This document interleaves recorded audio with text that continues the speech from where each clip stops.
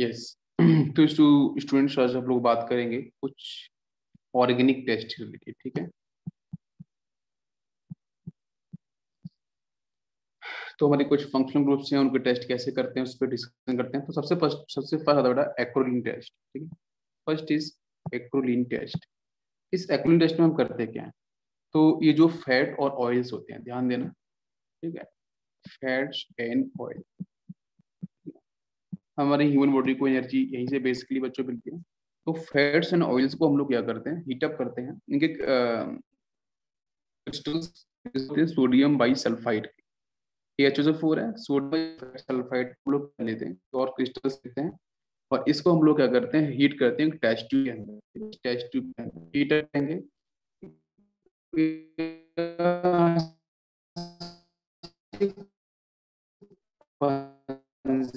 और इरिटेटिंग आप एक ऑडर या फिर स्मेल थोड़ा ध्यान देना।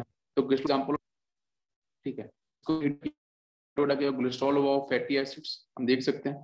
तो ये जो एक्रोलीन एक्रोलीन जो देख रहे हैं ना, ये आपके यहाँ से बैड स्मेलिंग कंपाउंड है, ये आपको ध्यान रखना पड़ेगा।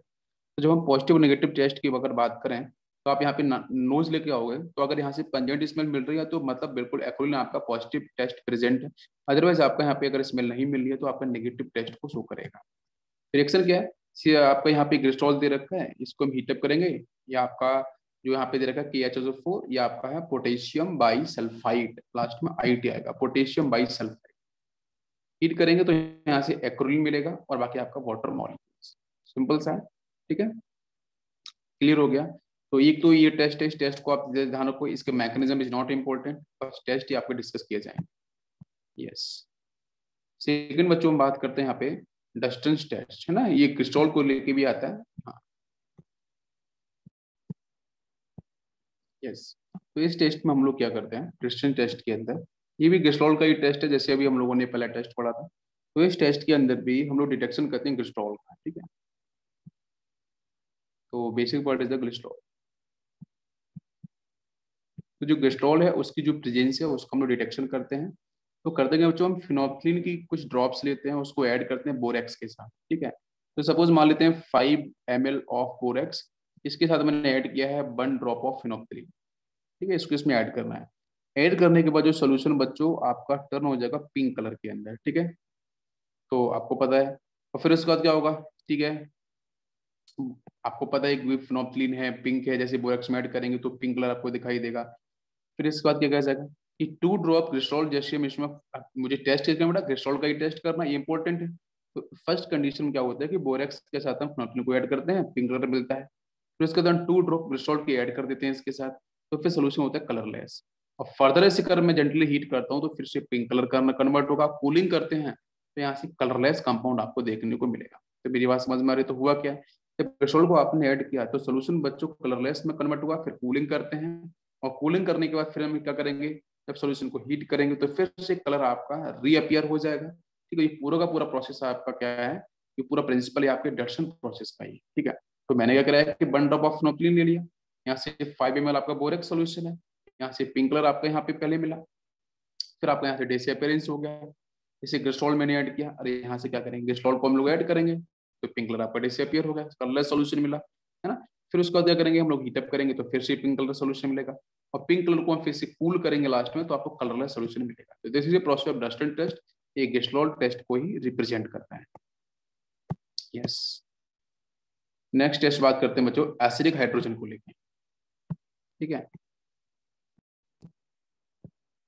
यस। तो इसमें हम क्या करते हैं बेटा, एसिडिक हाइड्रोजन का मतलब क्या है, एसिडिक हाइड्रोजन का मतलब है H+ आयन। H+ आयन कहाँ से मिलेगा, वो पता है, जब इनिशियल सेक्शन में हम लोगों ने पढ़ा था, जब ऑफलाइन सेशन के अंदर, कि जब बेटा हाइड्रोजन कभी भी oxygen, nitrogen, sulphur and halogen और कार्बन जो आपका sp हाइब्रिडाइज्ड है, sp2 हाइब्रिडाइज्ड, मतलब sp का मतलब आपका एल्काइन हो जाएगा, sp2 का मतलब एल्कीन होगा, ठीक है, एल्केन के साथ में। तो मैं यहाँ फिर कर दूं, ऑक्सीजन है, नाइट्रोजन है, सल्फर है, हेलोजन है, या फिर जो कार्बन आपका sp2 हाइब्रिडाइज्ड है, या फिर कार्बन आपका sp हाइब्रिडाइज्ड है। अगर इन एटम्स के साथ अगर बेटा हमें अगर प्रेजेंट है हाइड्रोजन, तो डेफिनेटली हम बोल सकते हैं कि वो हाइड्रोजन आपका एसिडिक हाइड्रोजन होगा, और जब भी इसके इन कंपाउंड के सामने अगर आपका बेस आएगा, स्ट्रॉन्ग बेस आएगा, तो इजीली H प्लस है ना आपका रिमूव हो जाएगा, ठीक है, और नेगेटिव चार्ज आपका स्टेबल हो जाएगा because these are electronegative atoms. तो when any compound release hydrogen H2 gas after reaction with sodium और पोटेशियम और एल्कली मेटल और सोडामाइड, ये सब स्ट्रॉन्ग बेस है, ठीक है, और एल्कली मेटल्स भी बेस है, आपको पता है बेसिक नेचर होल्ड करता है। Then reflect the present of acidic hydrogen.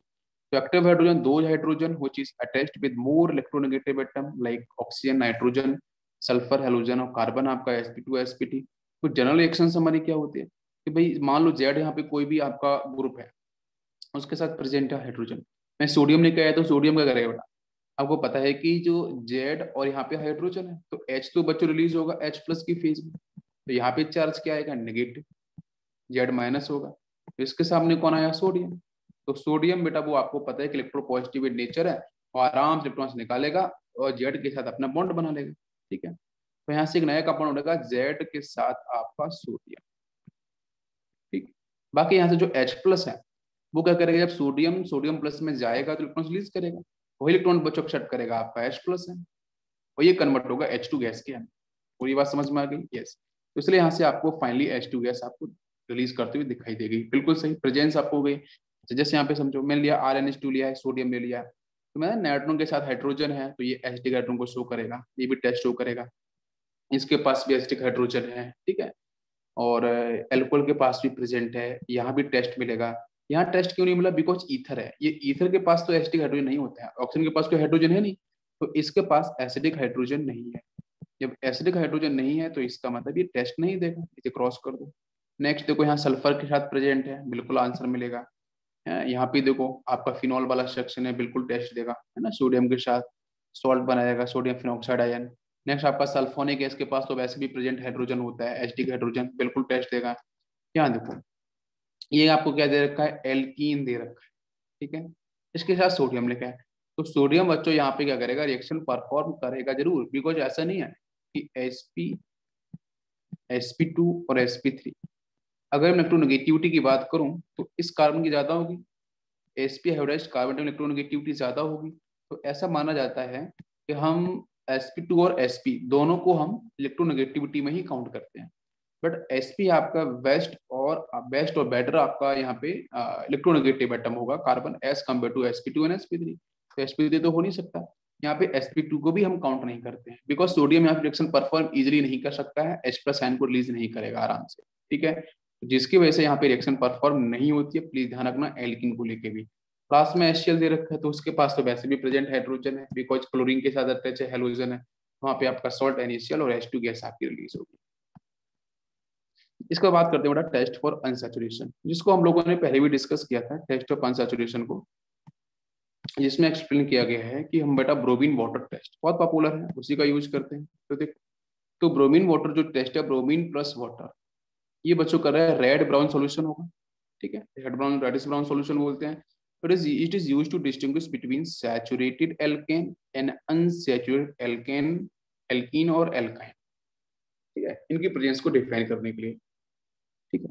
तो देखो जैसे मैंने एल्केन लिया है तो एल्केन तो रिएक्शन परफॉर्म करेगा नहीं बिकॉज पता है ब्रोमीन के साथ जो वाटर है ये बच्चों क्या करता है, addition reaction, electrophilic addition reaction को सपोर्ट करता है।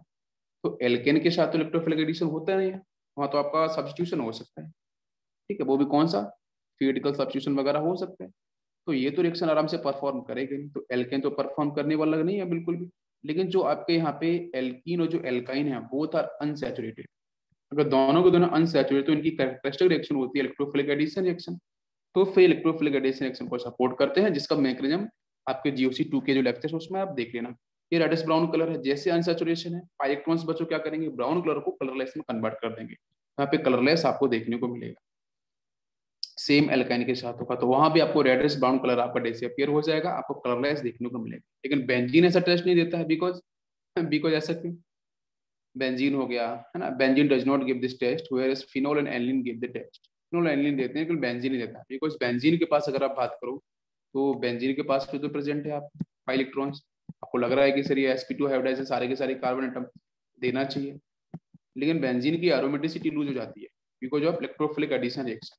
इलेक्ट्रोफिलिक एडिशन के साथ इसकी एरोमेटिसिटी आपकी लूज हो जाएगी, तो जिसकी वजह से ये कभी भी अपना बेंजीन जो है वो आपका ब्रोमीन वाटर टेस्ट नहीं देता है। बाकी फिनॉल और एलिन आपके देते हैं, ठीक है, वो अपनी प्रेजेंस को, वो अपनी एरोमेटिक कैरेक्टर को डिफाइन कर देते हैं, कंप्लीट कर देते हैं। नेक्स्ट बात करते हैं यहाँ पे टेस्ट फॉर अनसैचुरेशन, ये भी डिस्कस किया बच्चों मैंने जीओसी सेकेंड के अंदर, है ना। Cold and dilute alkaline KMnO4 solution, ठीक है, 1% हम लोगों ने बात करी थी बेयर्स रिएजेंट के बारे में, ठीक है। तो bears reagent is a purple colour, ठीक है, पोटेशियम पर मिनट, पर से पर्पल याद रख सकते हो। This is also use to distinguish between saturated alkane and unsaturated alkane alkene, ठीक है, कंपाउंड। तो आपको पता है यहाँ पे आपको पढ़ाया था सिनेडिशन, पढ़ाया था, आपको पता होगा सिनेडिशन करते हैं ये, ठीक है, OSO4 के बारे में पढ़ाया था, ये भी सिनेडिशन करता है, OH ग्रुप को लिंक करता है। तो एल्केन के साथ रिएक्शन परफॉर्म नहीं करने वाला है, ठीक है, एडिशन नहीं होगा यहाँ पे। मैकेनिज्म भी डिस्कस किया था, मैकेनिज्म भी आप वहाँ पे सर्च कर सकते हो, है ना, लेक्चर सर्च करना मिलेगा आपको। नेक्स्ट एल्कीन के साथ करते हैं तो यहाँ से जो पर्पल कलर का जो है वो कलरलेस में कन्वर्ट हो जाएगा, यहाँ से ग्लाइकोल आपको मिलेगा। लेकिन अगर एल्काइन आता है तो उसके साथ आपको यहाँ पे एक कंपाउंड मिलेगा जिसको हम डाइकीटोन वाली कैटेगरी में डालते हैं, यहाँ पे मेथिलीन सेक्शन नहीं होगा, ठीक है। ये आपको जो रिएक्शंस हैं इनके मैकेनिज्म डिस्कस हुए हैं पहले भी, आप देख लेना उनको, ठीक है। तो यहाँ भी पर्पल कलर पर डिस्कस, अब क्वेश्चन है कि जो पर्पल कलर के बारे में कहानी है, जो KMnO4 है वो K2O में जाता है, निशियंट ऑक्सीजन निकालता है because it is a oxidising agent, बहुत अच्छा oxidising agent, strong oxidising agent है। तो निशियंट ऑक्सीजन तो 3 निकालेगा ही, मगर जो MnO2 ये ब्राउन कलर सोल्यूशन का जो रीजन है वो MnO2 है, ठीक है, मैग्नीज डाइऑक्साइड। क्लियर हो गया। टेस्ट कर सकते हैं बेस्ट रिजल्ट किसके लिए, एक पहचान करने के लिए, डिस्टिंग्विश करने के लिए सैचुरेटेड और अनसैचुरेटेड कंपाउंड के साथ। नेक्स्ट बात करते हैं हम लोग टर्मिनल एल्काइंस को समझते हैं। तो टर्मिनल एल्काइन के अंदर हम कैसे कर सकते हैं कि भाई जो ट्रिपल बॉन्ड है ना वो लास्ट टर्मिनल पोजीशन पे होना चाहिए। जैसे यहाँ पे R है, कार्बन है, ट्रिपल बॉन्ड कार्बन, इधर कितनी भी लंबी चेन हो, कोई भी ब्रांचिंग हो, कुछ भी हो, लेकिन यहाँ पे आपकी टर्मिनल पोजीशन पे अगर ट्रिपल बॉन्ड प्रेजेंट है, इसका हम डिटेक्शन कैसे कर सकते हैं। तो इसका डिटेक्शन हम लोग दो तरीके से कर सकते हैं। पहला पार्ट है आपका टॉलिंस रिजेंट और सेकंड पार्ट है आपका अमोनिकल क्यूप्रस क्लोराइड, ठीक है। तो फर्स्ट में क्या होता है उसको थोड़ा समझते हैं।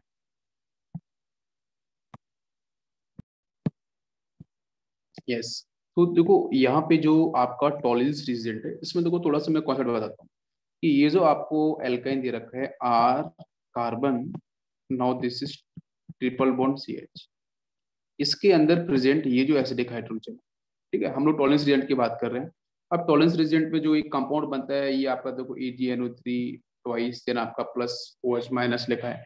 तो इसमें बेसिक रिएक्शंस होती है। जब हम एक्वस अमोनिया की रिएक्शन कराते हैं, एक्वस अमोनिया की रिएक्शन हम किसका कराएंगे बताओ बेटा, AgNO3 के साथ, ठीक है, AgNO3 के साथ अगर मैं लिक्विड अमोनिया का यूज, लिक्विड अमोनिया का मतलब क्या है NH4OH, ठीक है, ये ध्यान रखना पड़ेगा, लिक्विड अमोनिया मतलब NH4OH, उसके साथ अगर AgNO3 के रिएक्शंस कराएंगे, ठीक है भाई, ये है ना अमोनिया NH3, सामने वाटर मॉलिक्यूल्स आएगा, अमोनिया बेस की तरह एक्ट करेगा, यहाँ से लेगा वाटर से हाइड्रोजन तो NH4 प्लस में कन्वर्ट, OH माइनस इधर, तो फाइनली बन जाएगा NH4OH, अमोनियम हाइड्रोक्साइड, एक सॉल्ट बनेगा, ठीक है, वीक होगा ये, यस। तो क्या करेगा, जो एल्काइन होगा उस एल्काइन में से जो एसिडिक हाइड्रोजन है उसको रिलीज करके बाहर लेके जाएगा, ठीक है। और कौन रिप्लेस करेगा बच्चों, सिल्वर, सिल्वर इलेक्ट्रोपॉजिटिव है या हाइड्रोजन भी इलेक्ट्रोपॉजिटिव ही होगा, तो सिल्वर उसे रिप्लेस कर देगा, तो ये बनेगा व्हाइट PPT। तो व्हाइट प्रेसिपिटेट मिल रहा है मतलब वहां पे आपका एसिडिक हाइड्रोजन प्रेजेंट है, वो टर्मिनल एल्काइन ही है। लेकिन अगर आप बोलोगे सर एल्किन वाला केस लेके आ जाओ, तो एल्किन के साथ टॉलिंस रिएक्शन जो है वो रिएक्शन परफॉर्म नहीं करेगा, वेरी इंपॉर्टेंट। अगर एल्किन आता है तो एल्किन्स के साथ टॉलिंस रिएजेंट जो है वो रिएक्शन परफॉर्म नहीं करेगा, ये आपको बिल्कुल ध्यान रखना है एल्काइन के साथ। ठीक है ना, जो अमोनियम क्यूप्रस क्लोराइड सॉल्यूशन, ठीक है, ये भी आपका अमोनिया के साथ एक्वस अमोनिया होता है, Cu2Cl2 होता है, क्यूप्रस है ना, Cu2 हो जाएगा, क्यूप्रस क्लोराइड है। अच्छा, तो ये क्या करता है, ये ऊपर वाला देगा क्या देता है आपको, सिल्वर एल्काइड बनाता है और आपका व्हाइट PPT मिलेगा, तो मतलब टॉलेंस रीजेंट सिल्वर के साथ। अच्छा, नीचे क्या अमोनिकल है, तो यहाँ से मिलता है रेड, ये मिलता है रेड प्रेसिपिटेट आपको देखने को मिलता है, रेड प्रेसिपिटेट। तो जैसे एल्काइन दे रखा है 2 मोल्स यहाँ पे यूज करते हैं, Cu2Cl आएगा, NH4 आपका OH आएगा, रिएक्शन परफॉर्म करेगा। ये जो H हाइड्रोजन है वो H प्लस, सिंपल ट्रिक समझो, रिएक्शन मैकेनिज्म इसकी जरूरत नहीं पड़ती है, ठीक है, चाहे मेन से एडवांस नीट कुछ भी हो। तो यहाँ से आराम से इसको रिप्लेस करता है, कॉपर इलेक्ट्रोपॉजिटिव है तो कॉपर आपको मिलेगा, तो ये आपको रेड PPT यहाँ पे शो करता है, ठीक है। तो ये हो गया आपका यहाँ पे टर्मिनल एल्काइन का डिटेक्शन और टेस्ट। नेक्स्ट बात करते हैं टेस्ट फॉर एल्कोहल्स। तो जो एल्कोहल के टेस्ट हैं इसको देखते हैं। तो सबसे पहले यूज करते हैं Lucas reagent test, very popular, very important. तो लुकास रिएजेंट के अंदर हम फॉलो करते हैं concentrated HCl plus Zn anhydrous ZnCl2, very important, ठीक है। तो इसमें क्या है, इट गिव व्हाइट टर्बिडिटी और cloudiness with alcohols, OH group attached with sp3 carbon atom. तो sp3 हाइब्रिडाइज्ड एटम के साथ जो OH ग्रुप अटैच है उनके साथ रिएक्शन परफॉर्म करेगा ये, है ना। टॉलिंस रिएजेंट जो है HCl प्लस ZnCl2। और यहाँ से आपको व्हाइट टर्बिडिटी देखने को मिलेगी। व्हाइट टर्बिडिटी का मतलब समझ में आता है कि जैसे मान के चलो यहाँ पे आपने लिक्विड है, पानी है, पानी में आपने क्या करते हैं, डिटॉल डालते हैं, तो व्हाइट व्हाइट आपको दिखता है इनिशियली, व्हाइट कलर आपको दिखता है ना, वही आपका व्हाइट टर्बिडिटी है, ठीक है, वही आपका व्हाइट टर्बिडिटी है। चॉक पाउडर डालते हैं वही। Lucas reagent used to distinguish between 1 degree 2 degree 3 degree alcohol because 1 degree 2 degree 3 degree alcohols react with different rate. सिर्फ 1 डिग्री अल्कोहल होगा तो उसके साथ यहाँ पे इसकी मैकेनिज्म की जरूरत नहीं है, मैकेनिज्म आपको जानना है तो मैं बता दूंगा, ठीक है।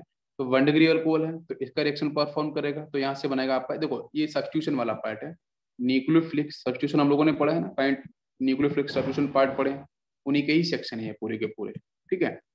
तो क्या होगा, पहले एक थोड़ा सा मैकेनिज्म सेक्शन में क्या होगा, H प्लस आयन आएगा HCl से, वो आपके जो एल्कोहल है उसका ऑक्सीजन के पास लॉन पेयर है, तो लॉन पेयर के साथ जाके वहाँ पे अटैक करेगा, ठीक है। और ये वाटर बनाएगा, यहाँ से वाटर बाहर निकल जाएगा और फिर वहां से आपका क्या करेगा, NaCl2, ठीक है, वो एक HCl को बाहर लेगा, वापस HCl अटैक कर देगा सिंपल सा। ZnCl2 है वो आपका लिबिक एसिड तरह वर्क करेगा ना, तो लिबिक एसिड एक Cl को बाहर लेगा, ZnCl3 माइनस हो जाएगा, फिर Cl को रिलीज करेगा, यहाँ से ये वाटर बाहर चला गया, Cl जाके यहाँ पे अटैक करेगा पॉजिटिव पे, तो क्या बन गया, RCl बन गया। तो फर्स्ट वाले में does not give appreciate reaction, give white turbidity in 30 minute. यहाँ पे थोड़ा सा जो हीटिंग करेंगे तब रिएक्शन थोड़ी फास्ट हो सकती है, लेकिन 30 मिनट में आपको आंसर मिलेगा। अगर सेकेंड डिग्री होगा तो यहाँ रिएक्शन फास्ट हो जाएगी, और फास्ट होगी तो वहाँ पे व्हाइट टर्बिडिटी आपको 5 मिनट में मिल जाएगी। लेकिन थर्ड डिग्री होगा तो यहाँ पे आपको इनिशियल को एकदम इमीडिएटली आपको क्या मिलेगा, व्हाइट टर्बिडिटी। फिनॉल और इनॉल इस टेस्ट को नहीं देते हैं, ठीक है, एरोमेटिक नेचर है फिनॉल और इनॉल, बिकॉज वो इजी वहाँ से, हाँ फिनॉल और जो इनॉल की बात कर रहे हैं वो ऐसे रिएक्शन को डिफाइन नहीं करेंगे वहाँ पे, जब ऐसे रिएक्शन परफॉर्म नहीं होगी, बिकॉज वहाँ पे क्या होता है, जो ऑक्सीजन होता है फिनॉल के अंदर वो पार्शली डबल बॉन्ड करेक्टर को होल्ड करता है ना, इसका जो लॉन पेयर है वो बेंजीन के साथ इलेक्ट्रॉन्स यहाँ पे डबल बॉन्ड करेक्टर आ जाएगा, तो हीटिंग करने के साथ ये ब्रेक करेगा, ठीक है। तो इजीली तो ऐसे रिएक्शन परफॉर्म करेंगे नहीं, इसलिए आपके जो फिनॉल जो इनॉल से ये टेस्ट को परफॉर्म नहीं करते हैं। तो 1 डिग्री में क्या होगा, 30 मिनट में मिलेगा, थोड़ा लेट, सेकेंड डिग्री में 5 मिनट में, और थर्ड डिग्री में आपको बहुत ही इमीडिएटली आपको यहाँ पे व्हाइट टर्बिडिटी देखने को मिली। इसके बाद बात करते हैं नेक्स्ट टेस्ट फॉर लिक्विड्स के अंदर विक्टर मेयर टेस्ट, इंपॉर्टेंट है। विक्टर मेयर टेस्ट को हम RBW टेस्ट भी बोलते हैं, बहुत बार RBC भी बोलते हैं। RBC, R का मतलब रेड, B का मतलब आपका यहाँ से ब्लू, C का मतलब कलरलेस, ठीक है, ये इसका मतलब होता है। जैसे अगर 1 डिग्री अल्कोहल होगा, सेकेंड डिग्री अल्कोहल है, थर्ड डिग्री अल्कोहल है, तो 1 डिग्री अल्कोहल होगा तो इसमें हम यूज करते हैं विक्टर मेयर टेस्ट के अंदर हम लोग फॉस्फोरस के साथ आयोडीन प्लस आयोडीन, ठीक है, Pi2 Pi3 वगैरह बन जाते हैं, फिर रिएक्शन परफॉर्म करते हैं, सब्स्टिट्यूशन रिएक्शन हो जाएगा। फिर वहाँ पे AgNO3 यूज करते हैं, फिर उसके बाद हम HNO2 यूज करते हैं। Mechanism is not important, mechanism पे जाने की जरूरत नहीं है, सिर्फ इसको ही रिवाइज करो डायरेक्ट, ठीक है। सिर्फ टेस्ट आते हैं कि अगर 1 डिग्री अल्कोहल होगा तो उसके साथ आप यहाँ पे आपको क्या मिलेगा, red blood colour. Second degree alcohol होगा तो वहां से आपको मिलता है यहाँ पे ये कलर, आपको ब्लू कलर मिलेगा, RBC, B मतलब ब्लू। और थर्ड डिग्री होगा तो आपको कोई कलर नहीं, नो कलर, कोई कलर लेस होगा, बिकॉज HNO2 ही यहाँ पे रिएक्शन परफॉर्म नहीं करेगा, तो बिल्कुल आंसर नहीं मिलेगा। तो इसको हम ऐसे रह सकते हैं RBC। अगर 1 डिग्री एल्कोहल होगा तो रेड कलर मिलेगा, सेकेंड डिग्री होगा तो ब्लू कलर होगा, थर्ड डिग्री होगा तो कलरलेस होगा, बिल्कुल सिंपल सा, ठीक है। व्हाइट, W का मतलब व्हाइट भी बोल सकते हैं। इसके बाद आता है, एक आता है सेरिक अमोनियम नाइट्रेट टेस्ट। ये भी अल्कोहलिक ग्रुप है, फंक्शनल ग्रुप है, उसकी प्रेजेंस बताता है।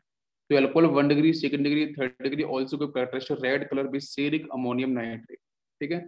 तो अगर इसको हम कैन टेस्ट बोलते हैं, CAN, तो सेरिक अमोनियम नाइट्रेट अगर हम यूज करेंगे तो वहाँ पे 1 डिग्री हो चाहे 2 डिग्री हो चाहे third degree, OH group present होना चाहिए बस। OH ग्रुप है तो आपको रेड कलर देखने को मिल जाएगा। बाकी अगर डिस्टिंग्विश करना है 1 degree, second degree, third degree में, तो आप विक्टर मेयर को फॉलो करेंगे, ठीक है।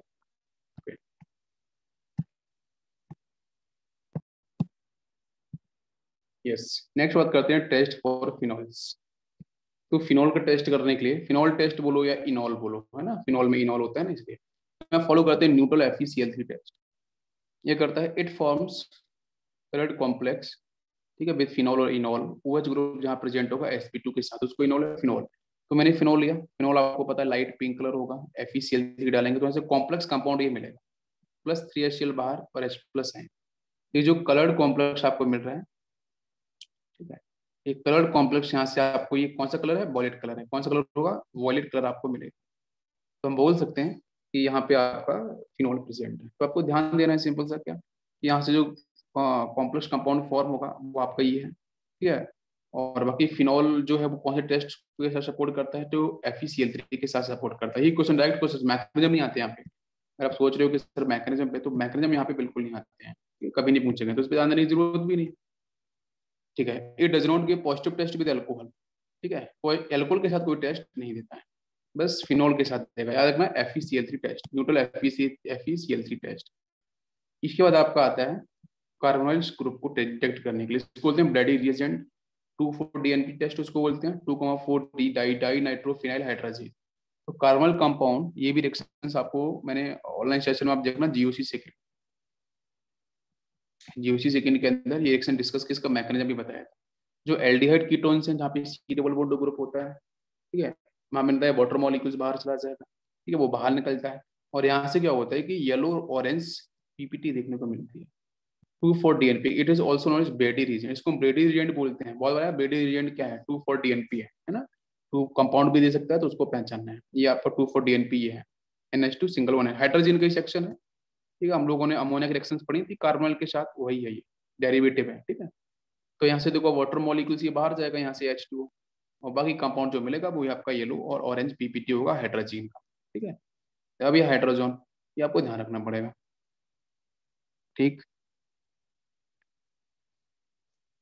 अगर मान के चलो जैसे कोई ऐसे कीटोन आ गए जहाँ पे बल्कीनेस बहुत ज्यादा है, तो क्या रिएक्शन परफॉर्म करेगा, नहीं करेगा, बिकॉज बल्कीनेस बहुत ज्यादा है, तो फिर अटैक करना डिफिकल्ट हो जाएगा, तो फिर वहाँ पे वो रिएक्शन परफॉर्म आपके नहीं करेगा। ये तो भी थोड़ा सा ध्यान रखना पड़ेगा, ठीक है। जनरली रिएक्शन परफॉर्म करे कार्बोनाइल के साथ। नेक्स्ट आता है एल्डिहाइड टेस्ट। तो एल्डिहाइड में क्या है, टॉलिंस रिजेंट टेस्ट, ये भी पढ़ा था हम लोगों ने। तो टॉलिंस रिजेंट गिव सिल्वर मिरर और black precipitate with aldehyde. Aldehyde में C डबल बॉन्ड ग्रुप है, यहाँ पे आपका ये रेडॉक्स रिएक्शन परफॉर्म करेगा। तो यहाँ से देखो, ये देखो Ag प्लस से Ag में जाएगा, मतलब +1 से क्या हो गया, 0 में। तो 0 में मतलब ये Ag आपका क्रिस्टल है ना, सिल्वर मिरर का फॉर्मेशन करेगा ये, तो उसका रिडक्शन हुआ है। बाकी ये वाला सेक्शन क्या है, यहाँ से इसका ऑक्सीडेशन हो गया, ठीक है। तो एक बात ध्यान रखने की, आपका जो फॉर्मिक एसिड है, ये तो आपको सिल्वर मिरर यहाँ से मिल गया है, ठीक है, ओके। ये जो आप, हाँ, और फिर उसके बाद क्या होगा कि वो Ag जो एक्स रिएक्शन का है वो Ag2 को बहुत बार हम यूज कर देते हैं, ठीक है। अच्छा, नेक्स्ट क्या है यहाँ से, कि अगर यहाँ पे हमने फॉर्मेल्डिहाइड फॉर्मिक एसिड ले लिया, तो फॉर्मिक एसिड भी इस टेस्ट को परफॉर्म करता है, ठीक है। फॉर्मिक एसिड परफॉर्म करता है। फॉर्मिक एसिड में क्या है, यहाँ से आपको क्या मिल रहा है, यहाँ से CHO ग्रुप मिल जाएगा ना ये, और रिएक्शन परफॉर्म करेगा और यहाँ से सिल्वर को रिलीज कर देगा, इसलिए यहाँ से व्हाइट कलर का आपको यहाँ पे सिल्वर मिरर आपको देखने को मिलेगा, और वो धीरे धीरे क्या होगा, ब्लैक PPT में कन्वर्ट हो जाएगा, ठीक है। तो इंपॉर्टेंट फॉर्मिक एसिड है ना, फॉर्मिक एसिड, यस।